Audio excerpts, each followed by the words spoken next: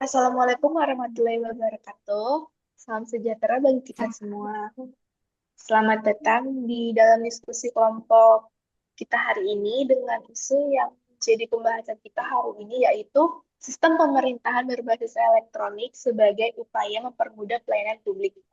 Bersama saya Aul Nurrahma yang akan memandu dan membantu jalannya diskusi kali ini dengan para sumber dari lintas instansi yaitu ada Kang Ikian Al-Baihaqi dari Satpol PP, ada Kang Imam Maulana dari Satpol PP, ada Teh Indah Setiawati dari Dokumentaris Hukum Sekretariat Daerah, dan ada Teh Sri Hartini sebagai staf pimpinan bagian Prokompim Sekretariat Daerah.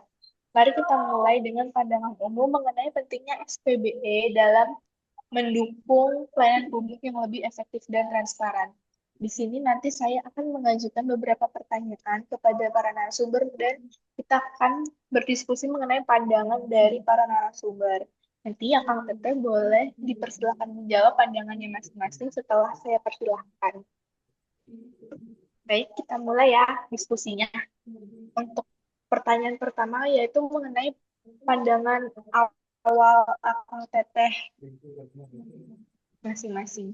Menurut Akang Teteh, bagaimana pandangan umum mengenai implementasi sistem pemerintahan berbasis teknik di instansi Akang Teteh masing-masing? Apakah sudah dirasakan manfaatnya dalam mempermudah pelayanan publik? Mungkin bisa dimulai dari pandangan Kang Ikian sebagai Satpol PP. Oke, bagi Satpol PP, SPBE membantu dalam pelayanan pengaduan masyarakat. Awalnya, pengaduan masyarakat secara online melalui Satpol PP membuat masyarakat bisa lebih cepat melaporkan pengaduan tanpa harus datang langsung.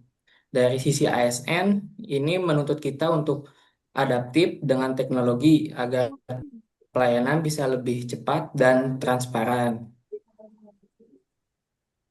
Oke, di sini kan Satpol PP ada dua. Siapa tahu mungkin dari Kang Imam ada pandangan yang berbeda. Siap teh, bagi kami Satpol PP dengan adanya SPBE sepakat karena sangat mendukung kerja Satpol PP. Dengan data terintegrasi, kita bisa menindaklanjuti kasus lebih efisien. Namun, tantangannya adalah kesiapan SDM ASN. Disinilah konsep Smart ASN, terutama kompetensi dan adaptif, menjadi penting agar kita bisa melayani masyarakat secara digital. Gitu teh. Oke, itu ada dua pandangan dari akun-akun dari Satpol PP ya. Mungkin kan Teh Indah dan Teh Sehat ini kan beda instansi dengan Kang Imam dan Pak Iken. Apakah ada pandangan berbeda? Mungkin bisa dimulai dari Teh Indah. Terima kasih Teh Aulia untuk kesempatannya. Kalau di bagian hukum sendiri, SPBE juga sangat berperan penting ya. Jadi kami mengelola JDIH atau Jaringan Dokumentasi dan Informasi Hukum. Jadi sama produk hukum itu mulai dari peraturan daerah, peraturan bupati, sampai keputusan harus terdigitalisasi dengan baik. Dengan adanya digitalisasi dokumen ini, masyarakat atau antar OPD tidak perlu datang lagi ke kantor untuk mencari dokumen karena bisa diunduh langsung secara online lewat situs JDIH. Jadi hal ini juga meningkatkan nilai akuntabilitas dan nilai berorientasi pelayanan di pekerjaan kita. Oke, itu kok tadi pandangan Teh Indah di bagian hukum sekda ya. Bagaimana dengan pandangan Teh Sri Hartini? Kan Teteh berbeda ya jobnya dengan Teh Indah. Mungkin ada pandangan lain. Baik, kalau dari pandangan kami, bagian staf pimpinan, tentunya sistem pemerintah berbasis elektronik ini sangat membantu, seperti membuat pekerjaan itu lebih mudah terselesaikan, seperti surat menyurat ataupun dokumen pengarsipan dapat dilakukan secara elektronik tanpa harus bergantung pada dokumen kertas lagi. Seperti itu. Oke, terima kasih Kang Tete yang sudah menjawab. Sebenarnya pandangannya itu hampir sama semua ya, cuma penerapannya beda-beda di instansi masing-masing. Untuk selanjutnya ada pertanyaan mengenai keterkaitan dengan manajemen ASN dan smart ASN itu. Bagaimana menurut Kang Tete mengenai penerapan SPBE ini bisa dikaitkan dengan manajemen ASN dan juga perwujudan smart ASN. Apakah Akang Teteh melihat adanya perubahan nyata dalam pola kerja ASN itu sendiri, misalnya terkait akuntabilitas, kompetensi, atau kolaborasi lintas instansi atau sektoral, serta bagaimana peran ASN untuk terus beradaptasi dengan tuntutan digitalisasi tersebut? Mungkin bisa dimulai dengan Teh Indah.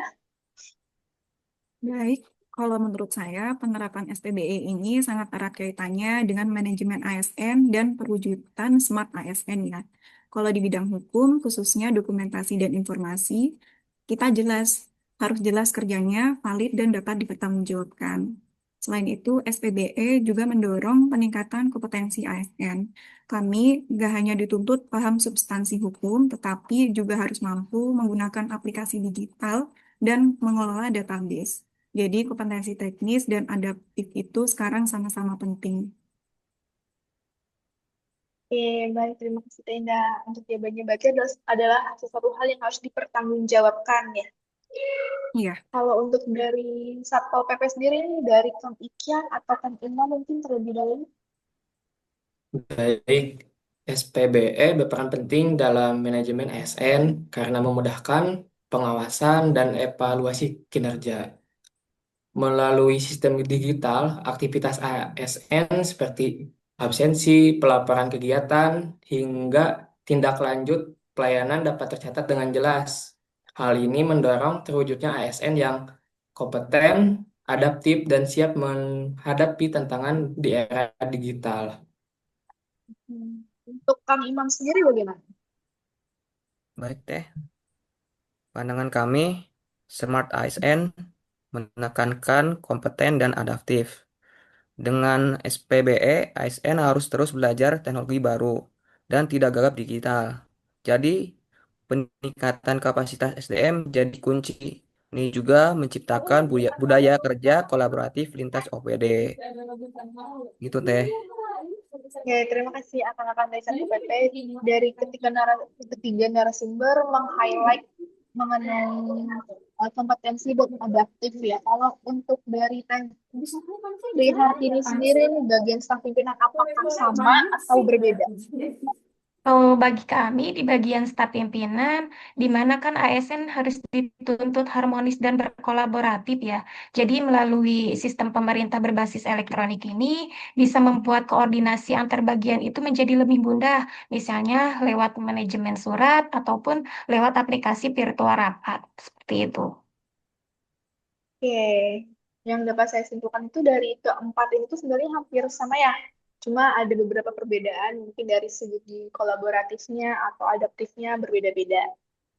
Untuk selanjutnya, kita semua tentu paham bahwa implementasi sistem pemerintahan berbasis elektronik ini tuh tidak lepas dari berbagai tantangan, apalagi di zaman sekarang, baik dari sisi teknologi, sumber daya manusia, maupun regulasi. Menurut Akang Teteh sekalian, apa sih tantangan terbesar yang dihadapi di instansi masing-masing dalam menjalankan SPBI ini? Dan bagaimana solusi yang bisa ditawarkan agar pelayanan publik tetap berjalan optimal serta tujuan good governance bisa tercapai? Mungkin bisa dijawab dari yang terlebih dahulu. Baik, untuk tantangannya itu kemampuan ASN yang beragam. Tidak semua ASN bisa menggunakan aplikasi digital. Untuk solusinya, pelatihan teknis berkelanjutan dan meningkatkan literasi digital ASN. Oke, kalau menurut Kang Imam sendiri bagaimana kan inspirasinya sama Teh? Baik teh, bagi kami, selain yang dijelaskan dari Kang Ian, resistensi ASN yang kurang terbiasa digital, dan solusinya pembinaan dan reward system untuk mendorong ASN lebih aktif. Itu teh. Oke, berarti dari instansi akang-akang tuh lebih ke pelatihan dan diklat seperti itu ya. Iya Ya. teh. Pelatihan dan diklat. Baik, untuk instansi selanjutnya dari Setda mungkin dari Teh Indah terlebih dahulu. baik. Kalau di instansi saya, tantangan yang saat ini dihadapi adalah terkait register regulasi yang masih menggunakan lembar Excel manual. Jadi ada beberapa OPD yang sering meminta inden nomor regulasi. Misalnya terkait FK Bupati, ada OPD yang meminta untuk diindenkan di tanggal tertentu. Namun sempat ada staf yang lupa mencatat permintaan inden. Jadi sehingga tanggal yang diinden itu udah lewat sama FK Bupati yang lain. Jadi OPD sempat komplain karena penanggalan FK-nya nggak sesuai sama permintaan mereka. Solusi yang saat ini kami kembangkan yaitu untuk register semua regulasi kami alihkan ke spreadsheet agar kami bisa memantau apakah ada pencatatan yang terlewat atau enggak.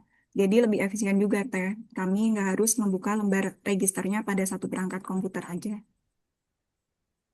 Oke, berarti bisa lebih terjadwal ya dan terpantau ya Teh ya. Ya. Oke, untuk yang terakhir dari Teh Srihartini sendiri, kan Teteh itu staf pimpinan ya, pasti banyak resiko-resiko yang dapat mengakibatkan kerugian ke depannya. Apalagi langsung mengenai pimpinan itu bagaimana Teh?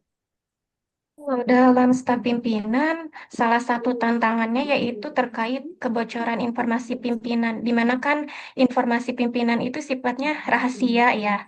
Nah, solusinya yaitu kami menerapkan less privilege, di mana hanya staf berwenang yang boleh mengakses dokumen pimpinan. Seperti itu, yang sifatnya rahasia ya.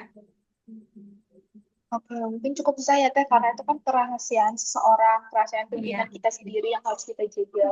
Oke, saya ucapkan terima kasih kepada para narasumber atas pandangan dan pengalaman yang berharga yang telah dialami di instansi masing-masing. Dari diskusi ini juga kita bisa melihat bahwa SPBE itu bukan hanya soal teknologi, tapi juga soal kesiapan ASN untuk menjadi smart ASN yang berorientasi pelayanan, akuntabel, kompeten, harmonis, loyal, adaptif, dan kolaboratif.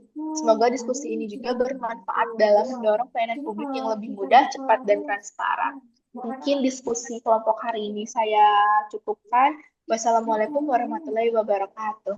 Waalaikumsalam Waalaikumsalam warahmatullahi warahmatullahi Waalaikumsalam wabarakatuh. wabarakatuh. warahmatullahi wabarakatuh.